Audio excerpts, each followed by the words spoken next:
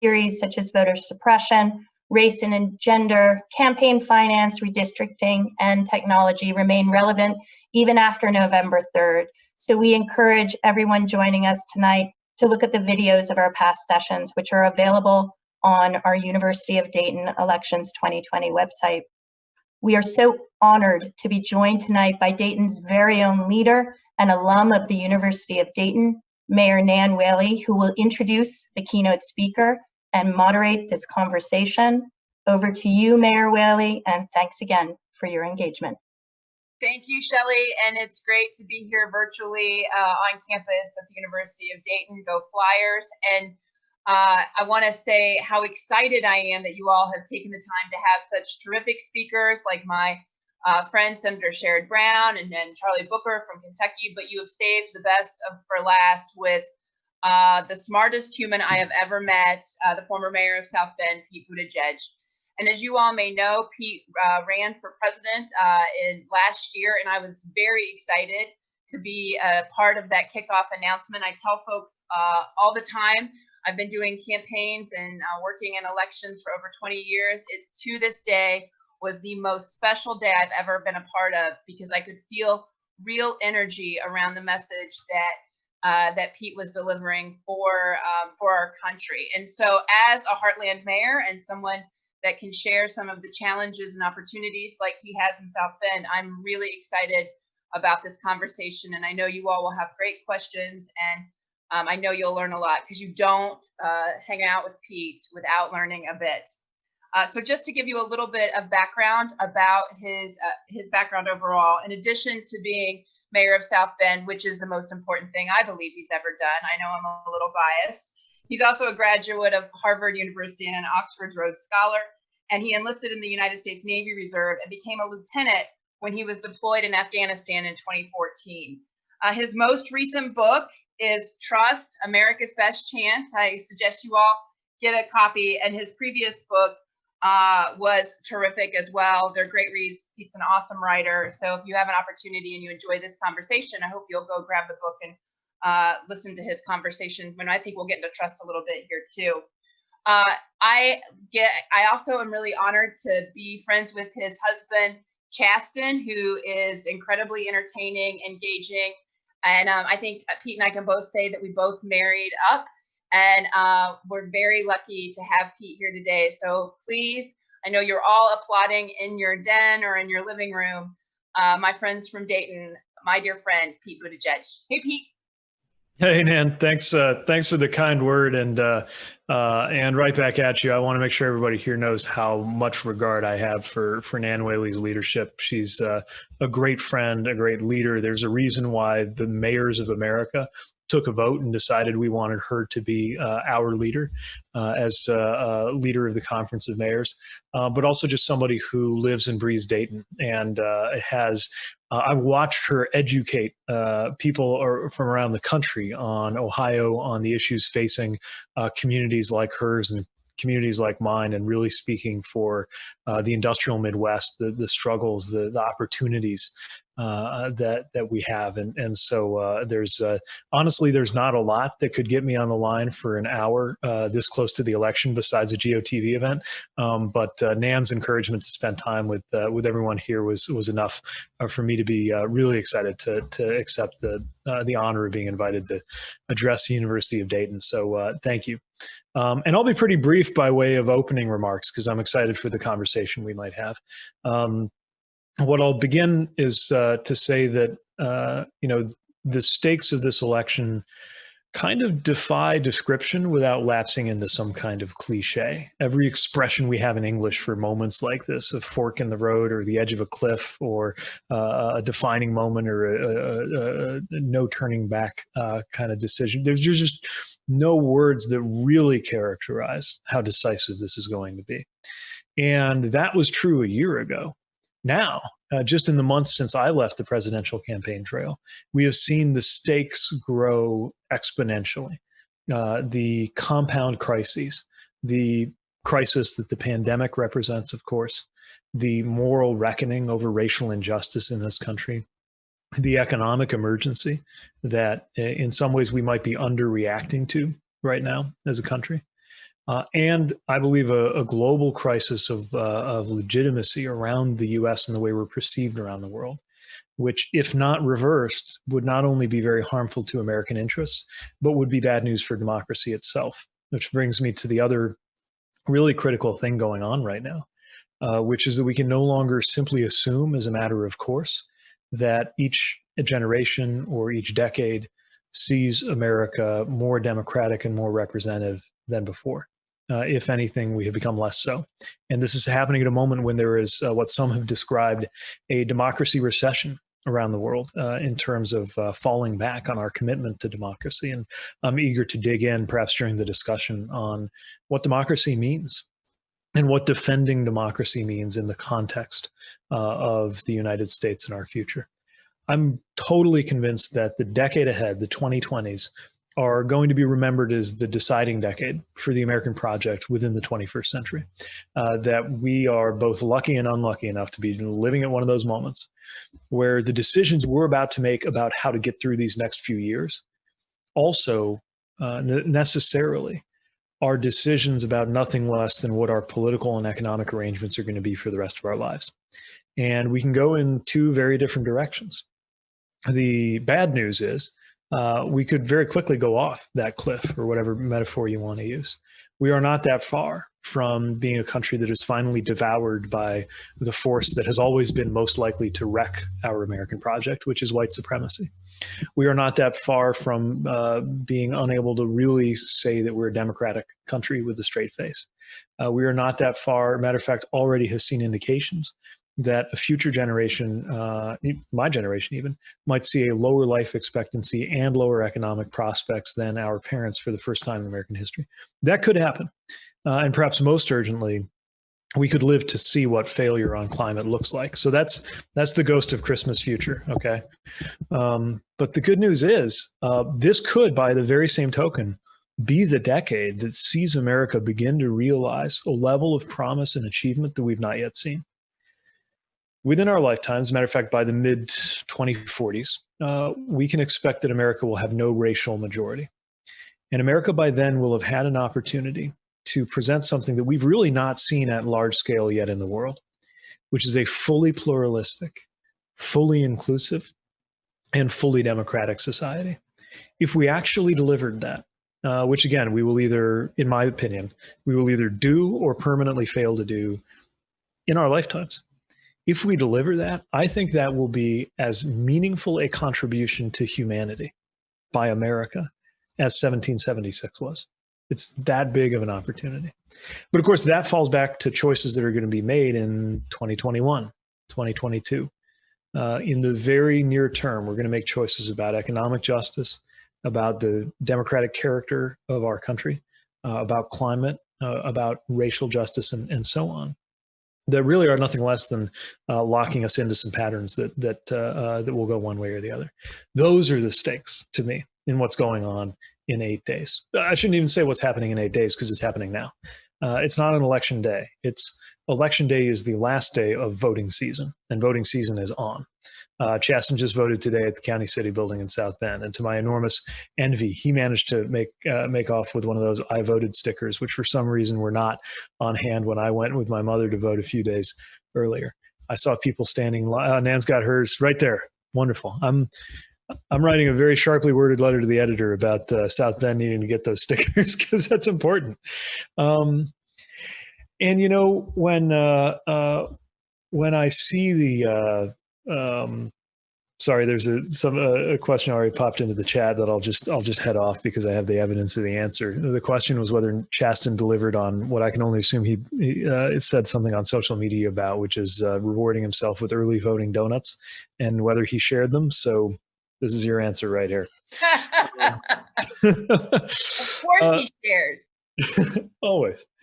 But, you know, when I see those stickers, I can't help but think about my time in Afghanistan. I was there for an Afghan election day, and they have a very simple method for making sure you can't vote twice. They don't have quite the same mechanisms for voter registration that we do. So they put a kind of indelible ink on your finger. You dip your finger in a purple inkwell, and it takes a couple of days to wear off. And it's a way to establish that you voted and to establish that you voted once. during that election, the Taliban put out word in some villages that if they caught people having participated, if they saw people with those purple inked fingers, that they would cut them off or worse. And people did it anyway. They voted. And so when you think about what people go through around the world, and if you think about what people have gone through here in the United States to earn that right to vote, it's a reminder also of just how hard won and hard fought that power is. And it's on my mind because I know there are people out there deciding whether to vote. Maybe for some really understandable reasons of having witnessed only policy failure in their lifetimes and feeling cynical about the system. But the reality is our system's most elegant quality is its capacity to be made better if forced to by people speaking out. And the best way that they can speak out is through the ballot box, a way to authenticate everything we've been tweeting, everything we've been marching on, everything that we've been saying, and all the other ways that we can express what we care about. There's only one of those many ways that we express what we care about that by law, government and specifically elected officials are required to abide by. And that's our votes.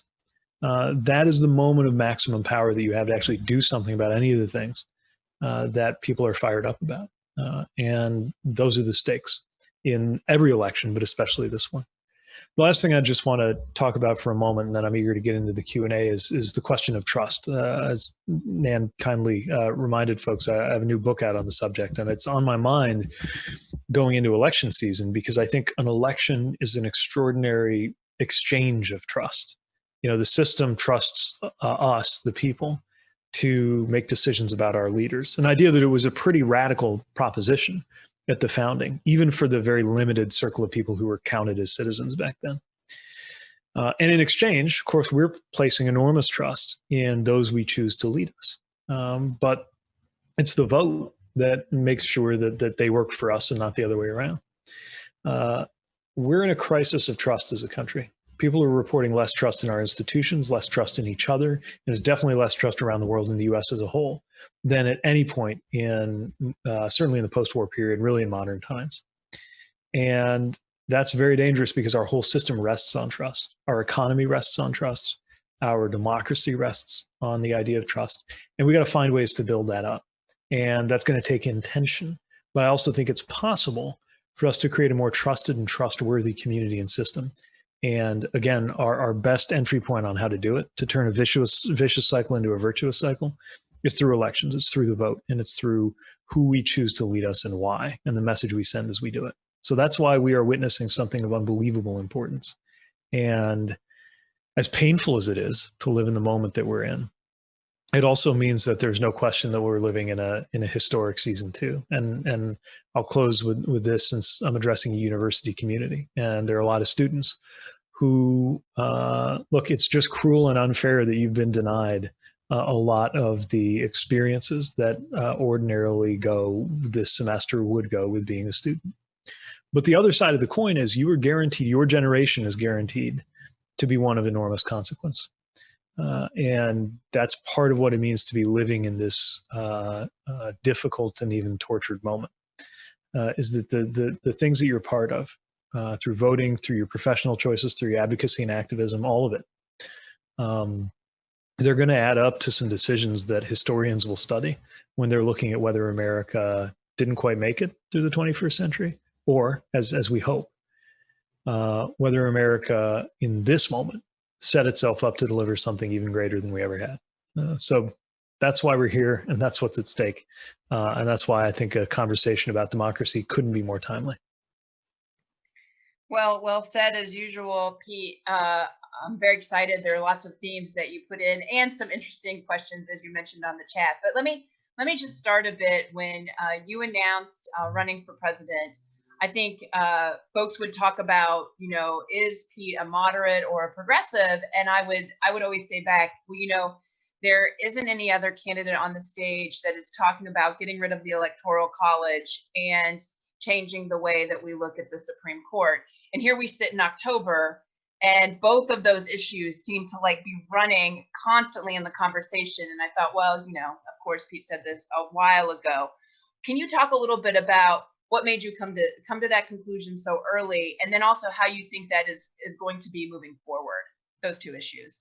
Yeah, so it really is about democracy. So seeing our court continue to move in a direction toward being more and more politicized.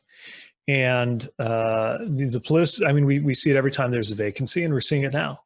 Each vacancy becomes this ideological death match in the Senate. And, it's partly because of this grip of ideology that a sort of unholy coalition, I believe, has been formed around the current president by conservatives who have every reason, just as progressives do, to be horrified by a lot of his conduct and so many of his policies. But because of the way the courts have been politicized, it's led us to this point. And I just don't think we can go on like that. So what I proposed was that we consider what would be called a balanced bench, a way to reform the court, not just in terms of its size, but in terms of its makeup to ensure that it's not so political or partisan or ideological. And, that sounded like, I think it was funny. There was one group of people who thought that sounded just really wild and crazy and dangerous. And there was another group that just thought it was really boring because I was talking about structure and process. And I think now we're seeing why it's like, first of all, not so academic or arcane what we do about it, but also not so crazy. In fact, I'm thinking about this option in some ways. Might start calling it the Lincoln option, because Lincoln was the last person to redo the size of the court, unless you count Mitch McConnell, of course, changing the number of justices to 8 temporarily. Until they took power again. Right. So we've clearly got to do something to protect the body. And it's not about having justices who share our kind of political beliefs. I would want that too, but that's what winning elections is for. It's about making sure that it's less about anybody's ideology. When it came to the national popular vote, which I stood up for early and kind of a tough sell in places like New Hampshire, but I still talked about it because I believe it. It's just that everybody's vote ought to count the same, and we don't have that. And it's getting really hard for us to be leading the democratic world when just about any other democratic country can more seriously say than we do that it elects its leader based on the choice of the people.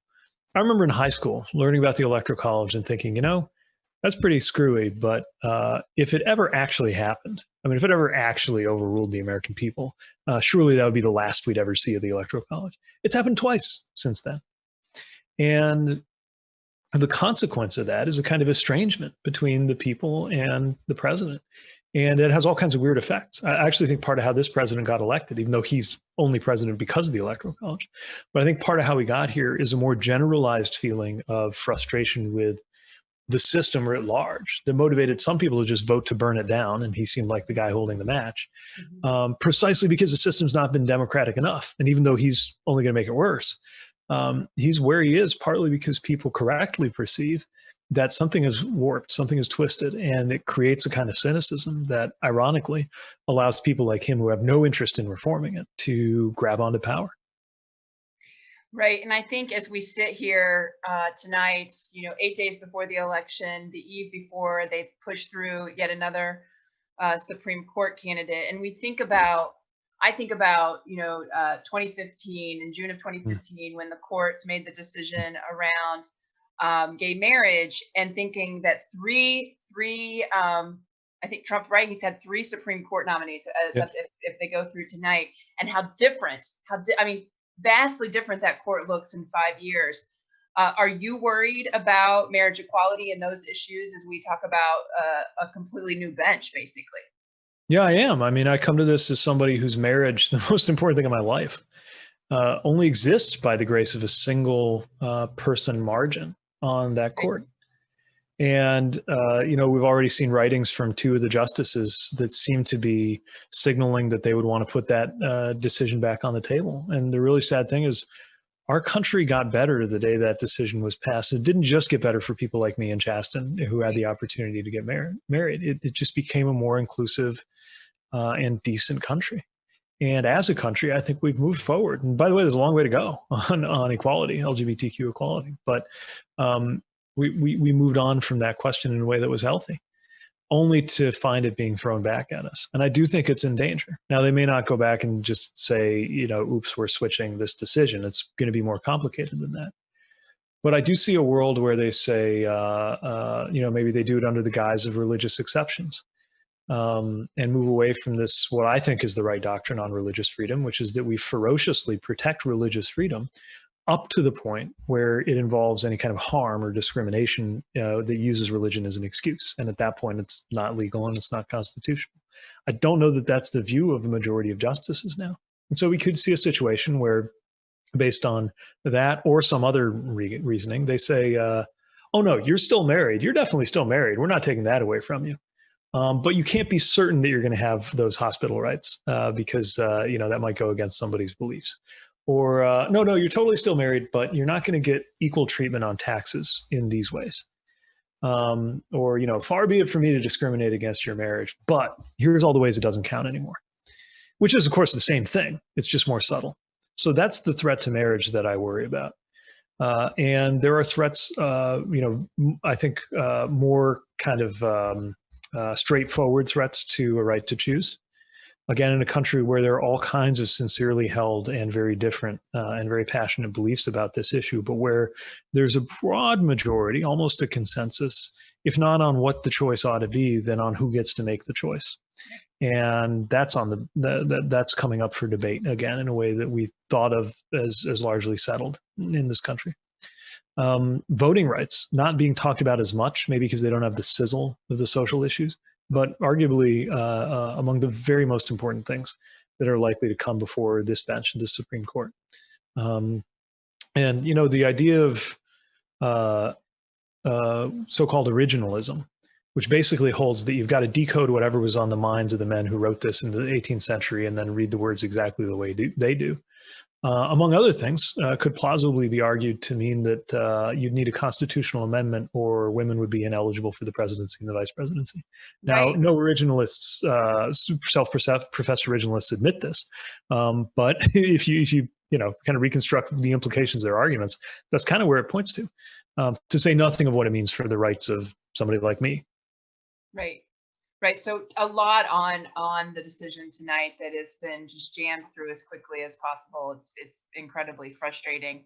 I want to pivot a little bit to this thought you brought in about the 2040s, no longer America being a majority country. And, my husband and I talk a lot about how we see rights moving forward. We take a step forward, much like we're talking about gay marriage, and then it seems like we then take steps back. We've seen this since the Civil War, right?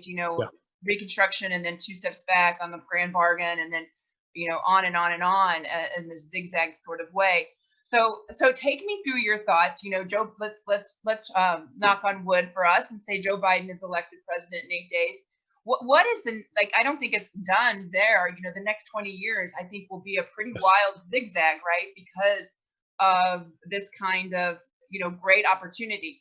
How do we move through that, and what are the kind of things we're going to have to do to keep trust or gain trust in our institutions and in our folks? So I think the most important thing will be to deliver quickly, and to take one example that's in part important in my party, in our party. Consider what happened with the Affordable Care Act. Now, this was an idea that, let's be honest, was originally invented by conservatives. Came out of the Heritage Foundation, right, as a way to kind of respect market principles, but still deliver healthcare. Then a Democratic president said, all right, let's do it. And suddenly it was turned into, the road to, Soviet communism. And I remember being on the ballot in 2010 when it was a brutal issue to be a Democrat while the ACA was being debated. We were getting absolutely killed over it. By 2018, that same issue in some of those same places was a winning issue for my party because it had been implemented and it turned out the policy worked. Not perfect and a lot we can do to build on it, but it worked for people. And so the same people who might have shown up at the town halls yelling at the members of Congress who were delivering it were now showing up at the town halls yelling at the members of Congress threatening to take it away. And I think about that a lot because I think that when you do deliver, and you've experienced this, Nan, in your success as mayor in Dayton, and we have a lot of experiences like this. When you have the receipts, right? When you said, look, just come along with me on this, and then you do it, and then it works, you got a much longer rope to go do something even more ambitious the next time around, and people will trust you to do that. Then you really got to deliver, right? But that's how you build That's how you build political capital in its best sense. And that's what I think needs to happen. And again, the good news is on the issues, most Americans already agree about what ought to happen. You don't have to be a diehard Democrat to think that wages ought to go up, that the wealthy ought to pay their fair share, that we got a lot of work to do on racial justice, to want to see childcare set up in a way that everybody can afford it, to insist that we move to tackle the opioid crisis in new ways. I mean, these are a lot of things that our party seems to be pushing more on, but honestly, maybe not among elected officials, but among people, there's a pretty strong majority for. So there has to be swift action that people can see and feel over time, so that, maybe you win some elections, you lose some elections, but there's a sense that there's no going back on that. And I think it'll be especially important to do that in ways that make this country less unequal, because I think it's in a very unequal country that the mistrust has a way of metastasizing. I mean, think about the generalized distrust of the establishment that I think has fed a distrust of expertise or experts that in turn has, I think, partly been why medical experts are not being believed, or public health officials are not having their advice followed in a way that has had a very specific literal death toll in our country. That's not just because of the president, although I think the president is a big part of the problem. I think it's because of an atmosphere where people living in what they know to be a very unequal society, unequal in terms of wealth and in terms of status, therefore distrust anything that looks like it's part of the system, whatever that means to you. And it's something we've got to fix, not only to get through the pandemic, but because a very similar dynamic, I think, is at play when it comes to climate. So much depends on our being willing to make important changes based on phenomena we can't see with the naked eye, according to a picture of what's happening around us provided by scientists and experts. It's very similar in some ways. And so we've got to be ready to act on these things in a way that reinforces trust. The last thing I'll mention, and I write about this in the book some, I actually think something as unsexy as a fairer tax code will go a long way here. Because when people feel like when people know that the tax code is fair, you're going to feel at least a little bit better about investing in things collectively and supporting the kinds of investments in education, infrastructure, et cetera, that we need to be able to say government's doing a good job. And when government's doing a good job, then the case for shrinking or destroying successful government programs doesn't exist, or is weaker. And there's more of a chance to deliver, which in turn builds confidence. So I think these are all things that need to be acted on with a high level of energy and ambition very quickly. Yeah, it seems that trust also goes hand in hand with this idea of fairness, right? And so when systems are you trust them, then you believe they're fair. If they're unfair, then you don't trust them. When you decided to name this book and really work this book through trust, when did you decide that? Was there some moment, or was it just, the work that you've done over the past few years? What made you really decide to dig in on this issue? I think it's really a really important point, because that's what we keep on thinking, really coming back to. I don't trust the vaccine. I don't trust the election process. I don't trust my government. So what made you decide to really hone in on this point? Well, I think a lot of it was realizing just how urgent it was that we do something about it because of the problems we face. The biggest problems on top of us right now, climate, pandemic, racial justice, any of them, one thing they have in common is fixing them will require cooperation. And cooperation depends on trust. And one of the things I could feel in my presidential campaign, and definitely in the months since it ended, is the consequence of this collapse in trust that is, by the way, very easy to measure. They've been asking certain survey questions about how much Americans trust the government to do the right thing or trust each other to do the right thing for 50 years. And you can look at the graph and it's just, more than 70% said you could trust the government in Washington. Even the way it's phrased sounds provocative today, but in the 50s, you could just innocently ask in a survey, as generally speaking, do you trust the government in Washington, D.C. to do the right thing most of the time? I mean, today it almost sounds like a push-pull. More than 3/4 of Americans would say, yeah, sure, yeah. Now it's like 18%. So whether we're talking about political trust, social trust, you name it, there's been this swift fall. And then I was thinking about my own experiences in life, including the experience of being in the military and learning to trust my life to people I barely knew. All I knew about them was that they were American and they were wearing the same uniform that I was. thinking about the exercise in trust that is running for president, where you're looking people in the eye and literally asking them to trust you with their life and with their livelihoods and with the well-being of everybody they love. And seeing how that plays out in the tiniest way as you go through life and in the deepest way in terms of how our democracy is built, I thought we've got to take a look at this and take a specific look at this, because I didn't think we were talking about it enough or thinking about it enough. And it was during the months. I've never written a book this quickly and hope never to again. But I know. I mean, it was like this. I mean, by the way, too. Whew. Yeah, and I don't recommend trying to write that quickly. But I really wanted to come out before the election for this reason. Right. But even in the weeks that I was writing, the murder of George Floyd happened, the pandemic unfolded, and you saw more and more some of the reasons why this is so important. And I thought it was that much more pressing to offer some explanation and some evidence and some research on how we got here and some ideas on how we could get somewhere better. So this trust issue, as you said, over the decades, it's been going down.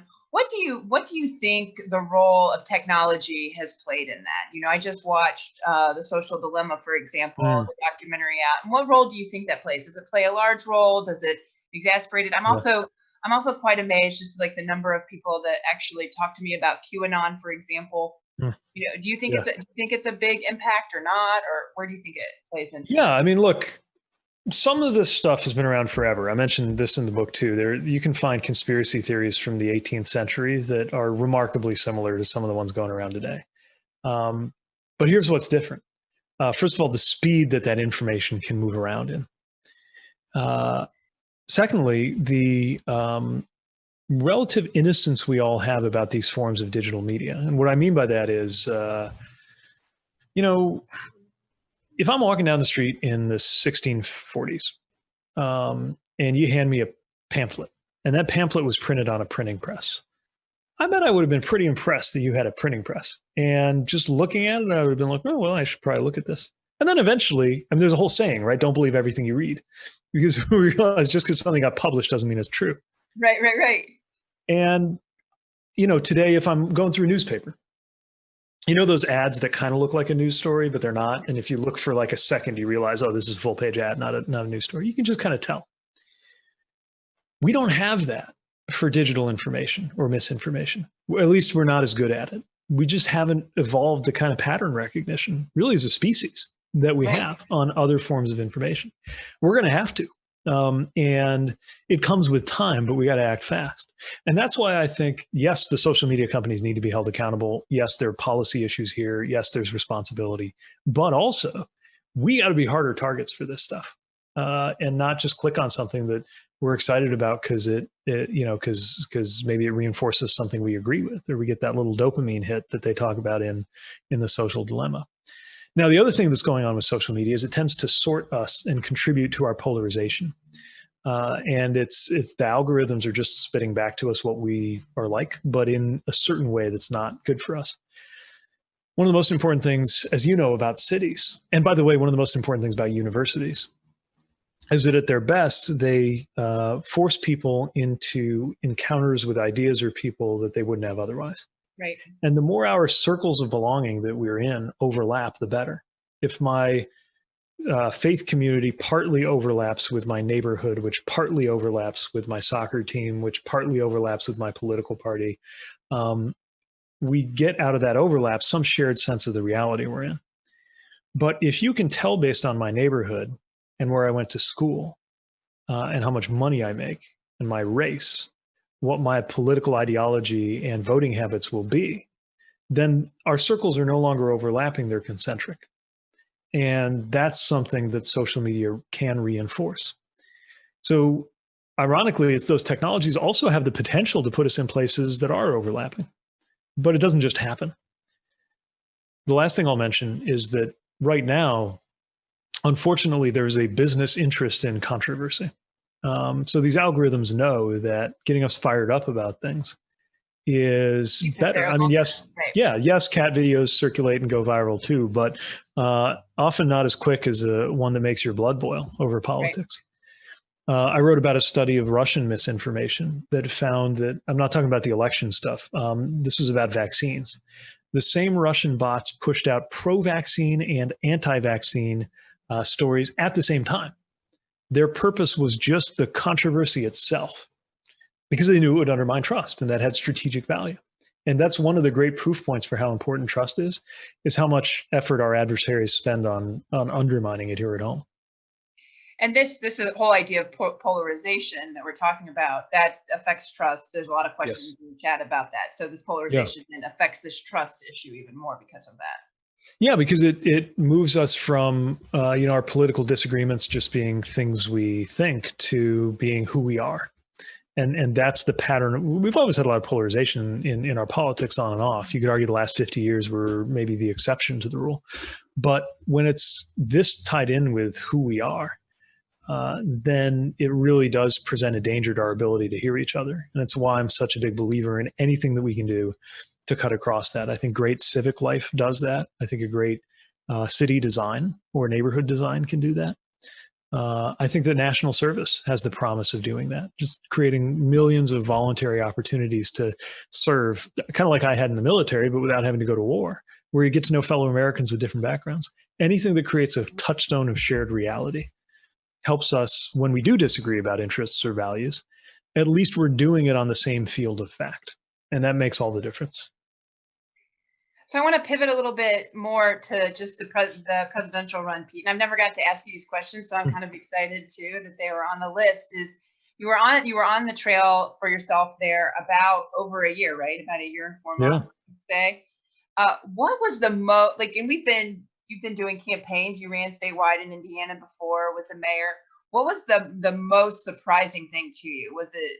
I'm not going to ask. I'll just leave it wide open. What was the thing that you were like, I had no idea, running for president would be this?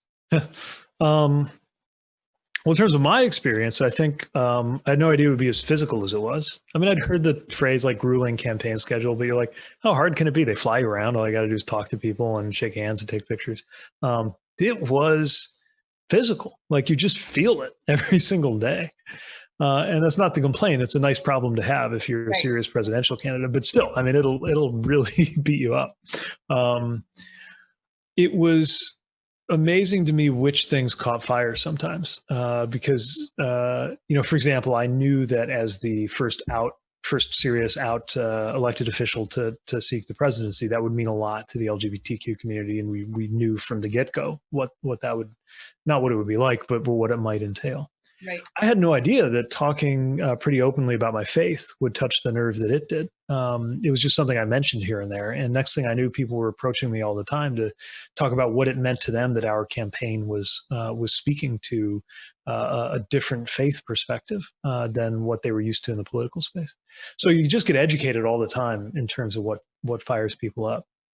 And then there were the issues, some issues you knew people were going to talk about all the time: healthcare, prescription drugs, gun violence. But one that really struck me was the gap between, on issues of mental health and addiction, the difference between how much I heard about it from voters and how little I was asked about it by reporters told me that there was a disconnect. And again, I know you've led on a lot of issues around addiction in particular and how they've affected Montgomery County and in your community. It was really striking to see how an issue like that somehow just didn't command the attention that it ought to in the press, and yet is clearly on the minds of every family, every workplace. And finding those and then finding ways to express them and bring it out. That was one of the most rewarding things about the experience. The last thing I'll mention that was kind of encouraging, it sounds obvious, but it bears mention. Every person involved in this process is a person. Like, they're just people. And you realize that the most famous people or the most powerful people in the world, the people you're competing against and fighting, or the people who are at your side and are fighting for you or with you, are just human beings. And the sooner you kind of just grow into that and realize it, the simpler a lot of things get. I mean, the way it felt to be among the candidates waiting to go onto the debate stage is exactly how you might guess it would be at a very human level. A little awkward because we're all competing. Yeah. A little friendly because we're all Democrats.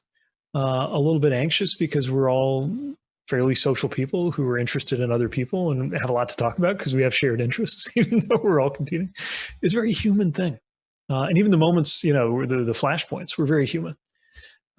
As is the alliance that I think we formed coming out of it. And if there's one, maybe the biggest surprise that I don't think pundits would have guessed a year ago, it's how unified our party and quite a few Democrats and quite a few Republicans and quite a few independents are. Well, all of the Democrats and quite a few Republicans on this shared political project that's emerged from it.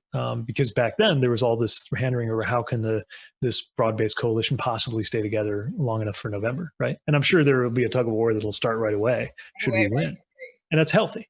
But look at what happened, right? And I think part of it is because there are people there who we like each other. Even when we were fighting, we like each other broadly. Right. And that was important. So I mean, I see you all are doing a ton, the candidates are doing a ton for Biden now. Do you all still stay in touch with each other, or stay in touch more now that you're not competing, or how is that? Totally.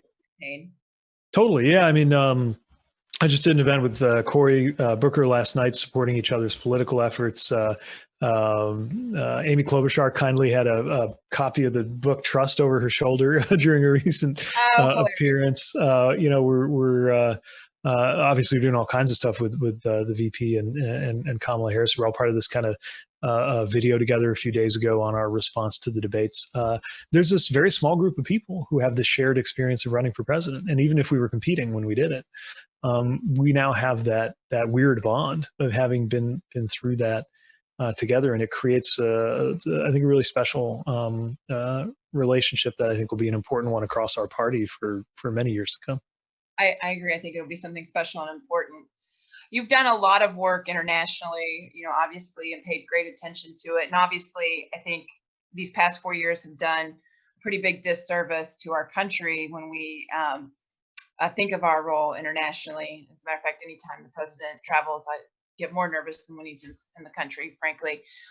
How do you, again, I imagine us, we're doing everything we can. I'm going to be positive that Joe Biden wins in 8 days. How do we repair America's role to restore U.S. leadership in the world?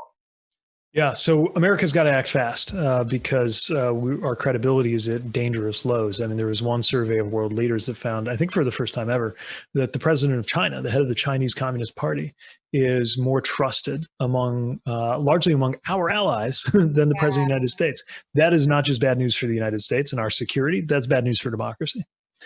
And so the next president will have to work very quickly to restore U.S. credibility. One of the things I spent time on for the book was exactly this question of how do you get trust in a hurry? Because the thing about trust is it usually takes time. It's usually a function of repeated, credible, and transparent behavior over long periods of time. Predictability, which is not sexy and definitely not the president's thing, but predictability is a huge part of trust.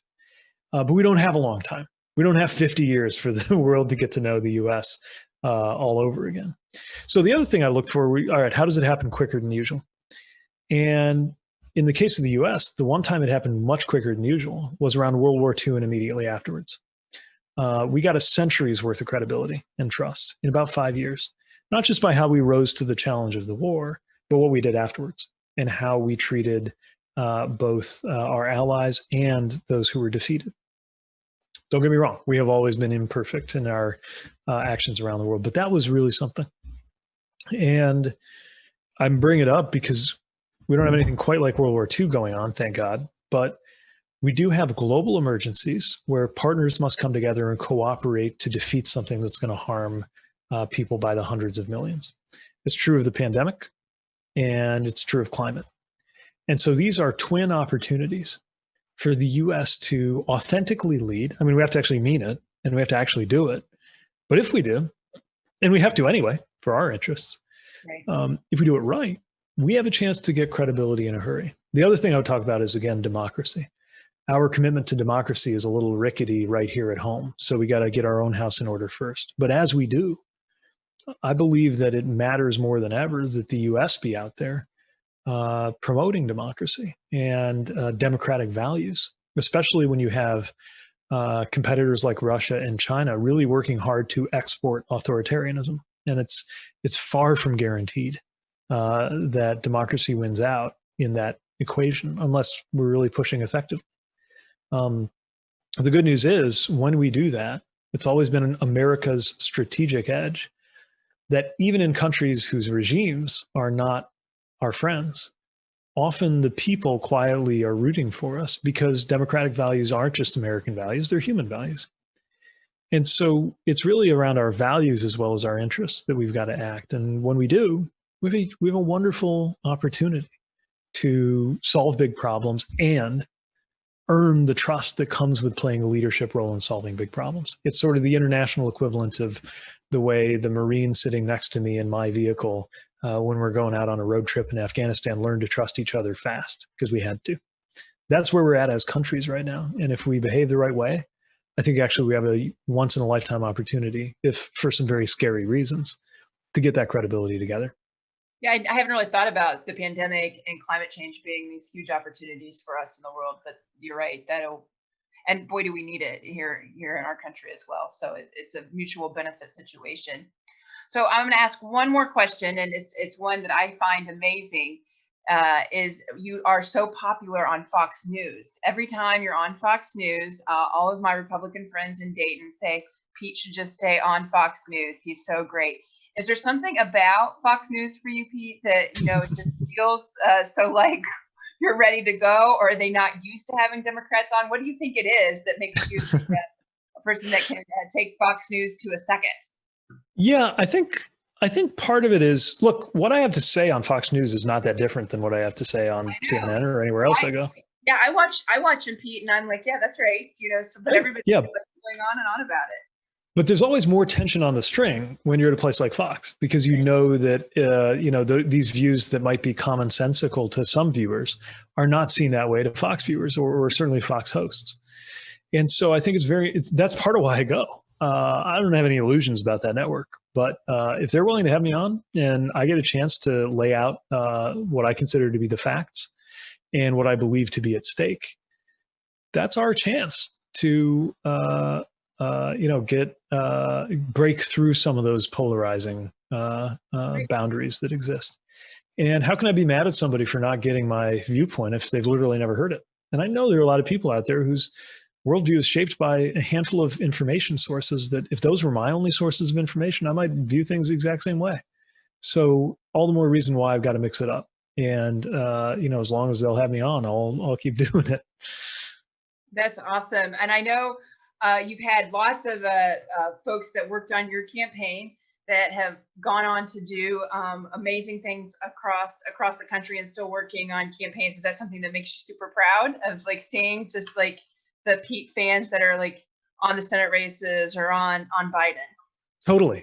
We talked about winning the era, right? My organization now is called Win the Era. And we believe that because this was never just about getting me elected to one office. And so when my campaign came to an end, I was so proud to see the people who were part of it, volunteers, staff members. I think one of our strongest volunteers is on right now, actually, Eddie McCarthy, who is a student lead at UD and I know did a huge amount to spread the word and did a lot to make us proud. People who really just lived and breathed the values of our campaign. And are now carrying that forward in ways that are way bigger than any one person seeking any one office. That's the thing I'm proudest of, because I know that those people and those values will continue to spread, not just as I ask my supporters and followers to back the candidates I'm backing from Joe Biden on down, but just values that are going to help out in the world as we're trying to put together a better political life and a better civic life than we've had. And if we can get that right, that really is the project of a generation and a project that's only beginning. How many people have Win the Era endorsed so far? So quite a few. In fact, I think we're over 50 now. You can go to wintheera.com to learn more about the candidates that I'm really excited about. And we're getting involved in some issue work too, some initiatives going on, everything from a popular vote initiative in Colorado to efforts to deliver justice and reenfranchisement to people who've been stripped of it by the criminal legal system. There's just so much exciting stuff going on. And anytime I can invite people who are drawn to my campaign, or what's exciting is, maybe you weren't part of my campaign. Maybe you were something for somebody else, but together we might come together and work on this. It just fills my sails. I can't believe I'm old enough to say things like this, but seeing some of these younger candidates stepping up, these youngsters, it's really cool and really inspiring. They're no longer the millennial. Think about me. I'm a Generation X. You're a millennial, and now you have the Zoomers. Yeah, millennials aren't even the youngsters anymore. I got my students that I teach at Notre Dame who are they got a whole different outlook than I do, and it's exciting to see the leadership they're going to offer. Well, we're excited for the folks that you've put forward here. Kyle Tromley also was a UD student that went and worked in Iowa for you. Now she's in Montana for Steve Bullock, and then the Ohio coordinated campaign director was your Iowa director, yes. Iowa field person Jimmy, who's been That's right. Terrific. So just to let you know, there's some Ohio roots here that have been from Pete from the get-go. So they learned their best talents from you. So Pete, it's been a real pleasure to be with you and really appreciate you coming virtually to my alma mater. Give Chasten a big hug for me. Tell him I love him.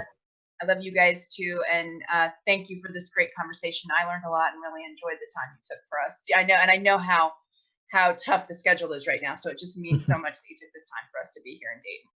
Thanks, Todd. It's always good advice to do something you recommend doing, and I'm glad I did. This is a great conversation, and it's great seeing you, and thanks to the University of Dayton for hosting. Great. Well, have a great one. We'll win in 8 days and see you on the other side. Sounds good. See you there. Take care. Thanks, everybody.